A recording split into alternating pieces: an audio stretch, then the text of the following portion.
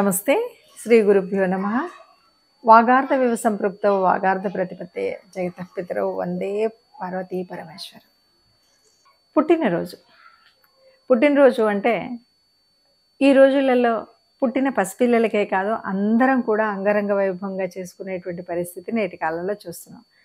60 ఏళ్ళ పుట్టినరోజు, 70 ఏళ్ళో 83 అంటే చంద్రదర్శనం అని ఇలాంటివి అని కాదు. ఈరోజు పుట్టినరోజు అనేది వేడుక. ఈ పుట్టినరోజు పసిపిల్లలకు చేయడం అన్నది ఆనందం. ఎందుకంటే ఇంట్లో దోబూచులాడే బిడ్డలు ఉంటే చక్కగా ఆ రాముడో కృష్ణుడో మన ఇంటికి వచ్చాడు అనేటువంటి ఆనందంతో చేసుకునేటువంటి పుట్టినరోజు అది వేరు. కానీ ఈరోజు దాన్ని ఒక ప్రదర్శన, పుట్టినరోజు కూడా ఒక ప్రదర్శన. ఆ ప్రదర్శనకి పుట్టినరోజుకి ఏ స్టేటస్లో చేస్తే బాగుంటుంది, ఉన్నవాడైనా లేనివాడైనా. మొన్న పక్కింటి వాడు ఇలా చేశాడు కాబట్టి నేను కూడా అలా చేయాలి. అంత పెద్ద ఫంక్షన్ హాల్లో చేస్తేనే ఎక్కడ సరిపోతాయి డబ్బులు. ఈ ఫంక్షన్ హాల్లో చేస్తేనే చేస్తాను, లేదంటే ఫంక్షన్ హాల్లో చిన్నగా చేస్తాను, లేకపోతే చెయ్యను. ఇలాంటి మాటలు కూడా మనకు వినపడుతున్నాయి. నిజంగా పుట్టినరోజు అంటే ఏంటి?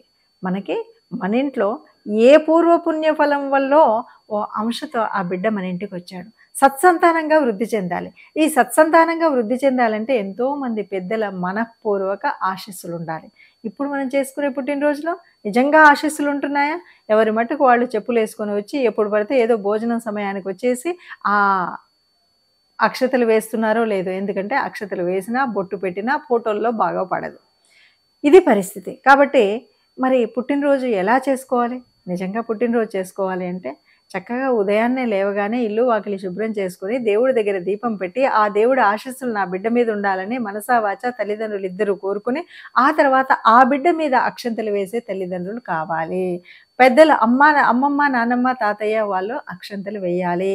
నా ఆయుష్ కూడా పోసుకొని చక్కగా ఉండు నాన్న అని మూలనున్న ముసలమ్మ దీవించే విధంగా పుట్టినరోజులు ఉండేవి.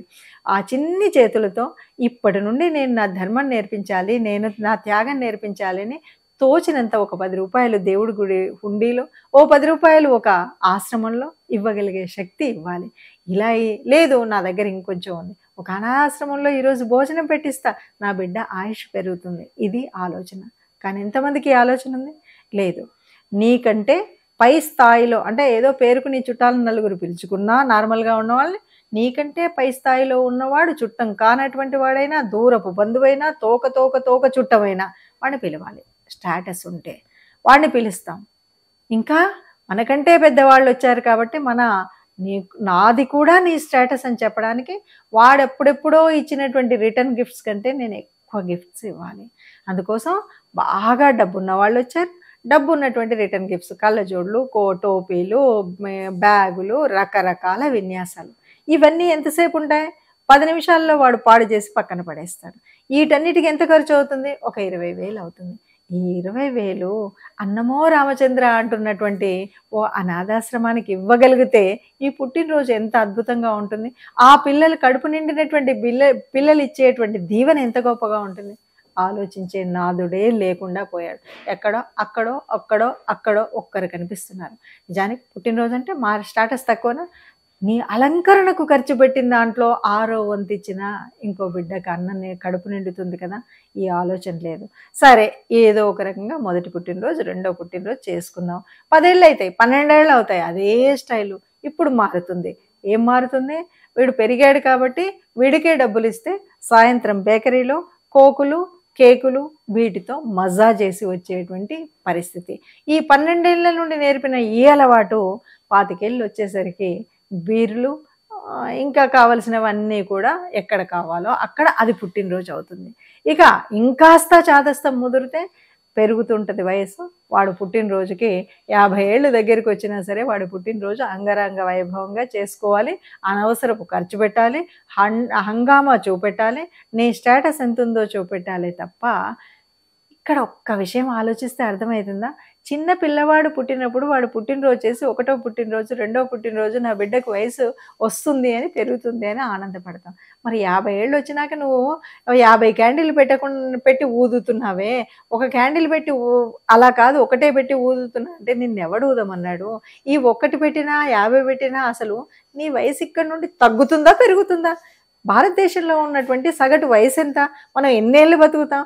ఈరోజు 70 ఏళ్ళు వచ్చేసరికి ఎంతమంది నిండు నూరు అంటే ఆ 70 ఏళ్ల వయసును పరిపూర్ణంగా అనుభవిస్తున్నారు?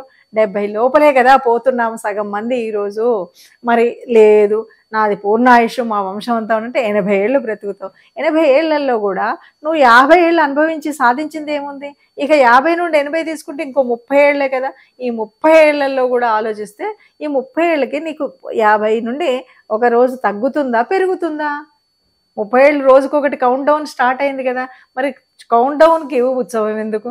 ఏ మంచి పని చేద్దాం, ఏ పుణ్యకార్యం చేద్దాం, ఏ ధర్మకార్యం చేద్దాం అనే ఆలోచన ఎందుకు రాలేదు? ఏమో ప్రపంచం ఎటుపోతుందో తెలియదు, కానీ ఇలా చెప్తే కూడా పెద్దగా చెప్పొచ్చిందిలే అనేటువంటి భావన ఉంది తప్ప, నిజంగా ఒక్కసారి ఆలోచిస్తే, మనపూర్వకంగా ఆలోచిస్తే, లేనివాడికి ఒక 10 రూపాయలు పెడితే అది చాలు అనిపిస్తే, లేదు నాకే లేదు అన్నప్పుడు, నాకు లేకపోతే మనస్ఫూర్తిగా నీకున్న మనసా వాచా కర్మణ అంటారు కదా, నీకు తోచిన 4 మంచి మాటలు ఇంకొకరికి ఉపయోగపడే విధంగా చెప్పొచ్చు కదా, మంచి విషయాలను ప్రబోధించవచ్చు కదా, నీకు చేతనైనటువంటిది కనీసం దేవాలయంలో కూర్చొని 2 అమ్మవారి స్థుతులు నలుగురితో చేయించవచ్చు కదా, ఓ భజన చేసుకోవడానికి ఉపయోగపడవచ్చు కదా. పుట్టినరోజు ఈరోజు చక్కగా మేము అమ్మవారి వ్రతం చేసుకున్నాం, అమ్మవారి ఇది చేసుకున్నాం, భజన చేసుకున్నాం, 10 మంది, ఇలా ఉందా? ఏ పుట్టినరోజైనా మనమెక్కడో అమెరికాలో పుట్టిన వాళ్ళకంటే అన్యాయంగా డ్రెస్సులు, మనమెక్కడో పుట్టొచ్చిన వాళ్ళలాగా మన వేషధారణతో పాటు ఆచార ఆహార్యాలు కనిపిస్తున్నాయి. ఆచారం మారిపోయింది, ఆహార్యం మారిపోయింది, తినుబండారాలు కూడా అడ్డదిడ్డంగా ఉన్నాయి. నిజంగా కేక్ మనమే కోసుకున్నామా? కేక్ మన దేశంలో పుట్టిందా? అసలు కేక్ ఎక్కడి నుండి వచ్చింది? హాయిగా పరవాన్నం ఉండే ఆ గూడాన్న ప్రియే అని పెట్టేటువంటి అమ్మవారి ప్రసాదానికి మించినటువంటిదా? అలా పెడితే స్టేటసే కాదు, మళ్ళీ దీనికి ఒక ఎన్ని వందలు కాదు, వందలు ఎప్పుడూ పోయింది, ఎన్ని వేల రూపాయల బట్టలు కొన్నాము, ఇది సరిపోతుందా అని అడుగుతుంటారు పిల్లలు. సరే, ఇదంతా ఒక ఎత్తు. ఇక అన్నిటికి మించి ఇంకొక చాలా దరిద్రము చెప్పకూడనటువంటి విషయం ఏంటంటే, వీడికి పుట్టినరోజుకి బ్రాండెడ్ పేరుతో రంధ్రాలు ఉన్న జీన్స్ ప్యాంటు, రంధ్రాలు ఉన్నటువంటి బట్టలు, ఆడపిల్లకు కూడా అనుకువగా ఉండే బట్టలు కాదు, అడ్డదిడ్డంగా ఉండే బట్టలు, ఇవి స్టేటస్ సింబల్. సరే, జుత్త ఇక అది చీకేసిన మామిడి టెంక కంటే దరిద్రంగా కట్ చేసేటువంటి హెయిర్ కటింగ్ షాప్స్. మరి వాళ్ళ వృత్తి వాళ్ళది, నేను వాళ్ళని తిట్టట్లేదు. కన్న తల్లిదండ్రుల బుద్ధి ఎడిపోతుంది అంటే వాడు కూడా అలాగే చేయించుకుంటున్నాడు. ఏమైంది మేడం ఇక్కడ ఒక్క గీత ఉంటే అని అడిగే పరిస్థితి ఉంది. ఏమైంది కాదు, వాడు ఈ దేశంలో పుట్టినటువంటి ఒక భారతీయ పౌరుడా, అడవిలోకి తిరిగేటువంటి ఆ అడవి జంతువా? కాదు కదా.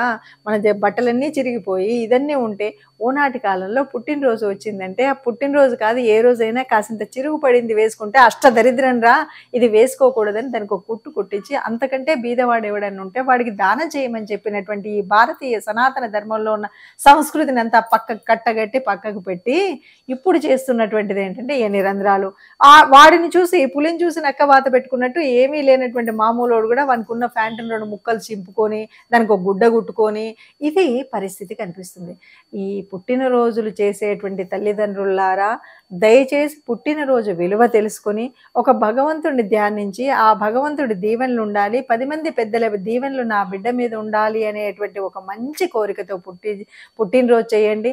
నా చిన్ని బిడ్డడి చేతి ద్వారా కాసింత దానం నేర్పుతాను, ధర్మం నేర్పుతాను అనేటువంటి ఒక భావనతో పుట్టినరోజు చేస్తే ఈ పుణ్యం కాదు, నీ బిడ్డకు బోల్డంత ఆయుష్ వస్తుంది, నీ బిడ్డ అభివృద్ధిలోకి వస్తాడు. నీ బిడ్డ అభివృద్ధి కోసం, ఆయుష్ పెంపుదల కోసం పుట్టినరోజులు చేయండి. ధన్యవాదాలు.